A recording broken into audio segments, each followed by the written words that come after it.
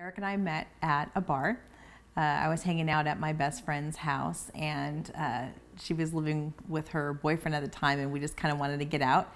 So we went up the street and just decided that we were going to have a drink. So it was actually a place that had like a restaurant and bar.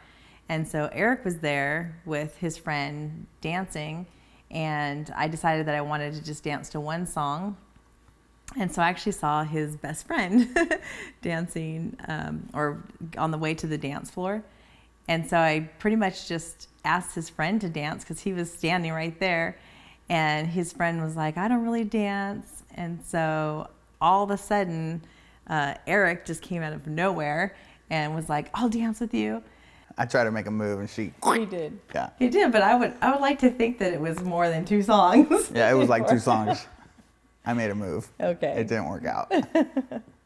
So we exchanged numbers. And then because of our work schedules and school schedules, we just ended up talking on the phone for a really long time, probably a good month or so. We just talked on the phone and got to know one another that way. We weren't trying to build a relationship that way. It just started to happen, and it ended up being really nice because by the time we actually were able to go out on our first date, I just felt like I already knew him, and it was really comfortable. Probably the most comfortable first date I had ever been on.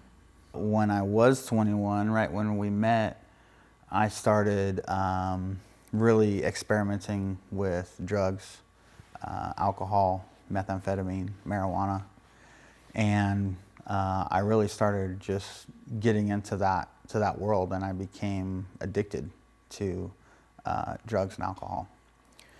And our relationship started off, fun and kind of carefree, and very quickly turned to something very serious. And there was a lot of emotion and anger, and there ended up being some hate there, and just a really bad situation, like a bad movie unfolding, and my life just went downhill really fast, and I ended up losing everything. I ended up losing my job and my car and my place to live. I was pretty much homeless and addicted to drugs, and just kind of going down a bad road. At the time, I didn't really catch on because I had experimented with drugs when I was 16, 17. For me, it was never an issue. I experimented with some things, and when I was, wanted to kind of grow up and move on and, accepted Christ, now I just stopped. It wasn't an issue for me. So I really had a hard time understanding why he couldn't just stop. And the times where he said that he was going to stop, I actually just believed him. It just seemed like something that seemed reasonable to me. I didn't have any reason to think that he wouldn't stop. And so he actually could get away with a lot of stuff. I mean, I was probably really easy to lie to because I was really trusting and just really loving, and I wanted to believe him, So I think that between just his behavior and then just me being so trusting, it went on for a long time, and it got to probably a really bad place before I decided I was gonna do anything about it. I do remember one time when I knew things were kind of just like not gonna be working out so well, but I still really loved him and cared about him. And they say the diamond in the rough, but I could see his heart. I could see who he really was, and the person that he was becoming from the drugs and the alcohol. I just knew that wasn't him. So I was driving with him in his truck one afternoon, and I remember just talking to God and saying, I'm just going to break up with him. This isn't going to work out. I need to just kind of cut my losses right here and move on. And so I heard the Lord clearly that day tell me not to break up with him. And that was actually really hard because it really went against, just my common sense. After Eric started to spiral out of control, like he was saying, it was after this time. And I actually used to drive to his house and like not be able to get a hold of him. I remember during this time, he still had his apartment, and I'm pretty sure his truck was repossessed by then. Mm-hmm. And he was probably about to lose his apartment at this point. And I really believed in my heart, like I had the fear that he was going to take his own life. And I remember driving to his house, banging on his apartment door, and just feeling really hopeless and really helpless. And I didn't know what to do. I knew that he had a gun, and I knew that he was using drugs. And I ended up just calling his parents. It was a good thing that Tara did come and kind of continue to track me down and reach out to try to help me, because I was isolating and I was just doing a lot of methamphetamine, and I was locking myself away in my apartment. And I did have a gun, and there were some times where, you know, I would kind of was making the choice whether to continue to live or not continue to live. And that was the lowest time in my life. And by the grace of God, I'm here today. And so that was just a really tough time, I'm sure, as you could probably imagine, that, you know, I was in my life, that they say, you know, everyone needs to hit their bottom, and that was definitely the bottom. I don't know that you can be any lower than contemplating regularly on taking your own life or not. I did break up with them. You know, I felt at that point like I cannot remain here, you know. And so we probably took a break for a good 6 months. Mm-hmm. But he kind of charmed his way back into my life and, you know, said all the right things. And I think that he believed a lot of those things that he said. But, you know, when you're in addiction, you actually need more than, you know, just a strong will, you know. And I don't think either of us really understood that yet. We got back together and I got pregnant. So the right thing to do was to move in together, and we did. We moved in together, and we had our son, Justin. And when he was 6 months old, well, you should tell this. I don't know. He heard an advertisement on the radio and came home and said, "Let's go get married." The local radio station was hosting a mass wedding on Valentine's Day at the Punchline in the How About Arden Shopping Center. Yeah. I called Tara and I said, "Hey, do you want to get married?" And she was like, "Okay." And so I remember I took off from work. I took off like half a day from work. I took off like 4 hours.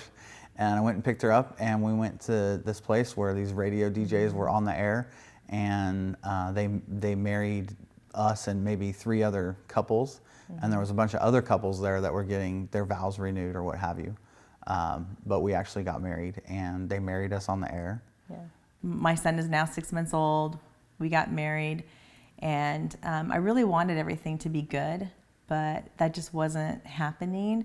There was just a lot of just behavior of an addict, and you know, things just started getting worse and worse, and there was really a lot of turmoil in our marriage. And, you know, I come from just having had a lot of divorces between my mom and my dad, just not wanting my marriage to fail. I just really tried to hang in there. One day I just had to leave. My son was almost 2 years old, and he was actually going out, and I just said, you know, I'm not going to be here when you get back. It was really that bad. And I think he left. I think that was actually okay with him at that time. And my friend came and picked me up, and that was the beginning of being separated for 6 months, is how long our separation lasted. And prior to this, I actually had gone to a pastor of a church I was, you know, just attending sometimes with my son. And, you know, I just asked, what do I do? My husband is an addict, and, I don't really know exactly what to do. And that was his advice to me was, to take a break for 6 months and get, he has to get help. And so that's pretty much what I said. Like, I don't want this to be a divorce, but I know that you need help, and we're just going to take a break for 6 months. When she left, for me, it was a little bit of a relief, to be honest. I just kind of got worse in my addiction. I started partying more and more often. I really had no one harping on me, or no one, trying to tell me what to do, or, trying to kind of call me out on my stuff. So it got a lot worse before it got better. But there came a time in my life where, a few months after she had left, that I realized that I needed to change the way I was living my life, or else I was not going to have a life to live anymore. And so I kind of pulled myself up by my bootstraps and cried out for help. And I started taking myself to Narcotics Anonymous meetings. And, it didn't stick the first time, but I went a couple times, and it took hold, and just cried out to God, asked him for his help. And my life began changing, and I got off the drugs. And soon after I was clean, I realized that I had a lot of character defects and a lot of behaviors in my life that I needed to change, that God needed to work on, that I needed to turn over these areas of my life to him to change these character defects in my life. It wasn't so much about the drugs, but it was about my behavior and actions and the way I was living my life. And so it was a long haul. It was a tough thing to change your life and go through that. But slowly but surely, things started getting better. I started having joy in my life again. I started getting back on my feet. Started gaining things back in my life. And eventually, I was able to coerce my beautiful wife into going to counseling with me. And we started seeing a counselor and working on our marriage. And I think at that time, we both realized through the counseling that we had separate things that we needed to work on. Our marriage was torn apart, but we needed to both work on individual parts of our lives. I definitely had things that once he wasn't my focus, compared to him, he was always going to be the bad guy. Anger doesn't look so bad when you're competing with a drug addict, And so I was basically had a false sense of where I was and how I was behaving, because I was always comparing myself to his behavior. And so basically when he started focusing on himself and taking care of his own behavior and working on his own character defects, then it really allowed me to stop focusing on him so much and really take a look at myself. And so we ended up getting back together, but it was hard, even going to counseling. We weren't sitting like this, we weren't close to each other. We were as far on the couch as you could get from another person. And there was a lot of anger, there was a lot of broken trust, there was a lot of hurt. And, we actually sat down with each other at one point after we had moved back in together, and we had a very candid conversation about, can we rebuild this? Do we need just to call this quits and start fresh with other people now that we kind of have our footing? Because we weren't sure that we could get through everything that we'd gone through. And so we question, is it worth it to start, not from zero, but from way down low and rebuild something? But we did. Yeah. And we rebuilt our marriage with a new foundation. Yeah. This time the foundation was built around God. Yeah. We started attending church. I turned my life back over to Christ. I asked God to come back into my life, to be the center of my life again. And that's when things really started changing. Yeah. We made a conscious decision to go to church every week and take our son to church every week with us. And I remember watching someone on TV, and things were really hard because you go back into a marriage where there were so many lies that I had a really hard time trusting. And so I just had all these thoughts like, is he using again, or is he hiding something from me? And I was really tormented. And I remember a pastor on TV using the acronym forgiveness, and he said the first letter in forgiveness is F, and that's forget. And I didn't even need the rest of those. Like, I knew what my problem was, and I couldn't move forward until I was ready to not forget, but I really had to let go and not keep remembering all those things in the past. And so I had a lot of freedom in that. And basically, we just started working our way into forgiveness, into trusting one another again, going to church, taking marriage classes, really working on those things. And it was great because I think it was probably 5 years after he got clean, where we really felt like we were on like this level playing field now. Like, okay, we're like on this solid foundation, and we can really start building up from here. And that was a great feeling. And so, But that's a long Yeah. time too. I mean, 5 years yeah, to get back to ground zero, to Yeah. get back to a good starting place. yeah, But God's good. yeah. And in that, he just started telling us that he was going to give us people to minister to and to share a story with. And it was the first time where I really realized that he was going to use our ashes for beauty, that he was going to take all of the hurt and the pain that I had gone through and suffered,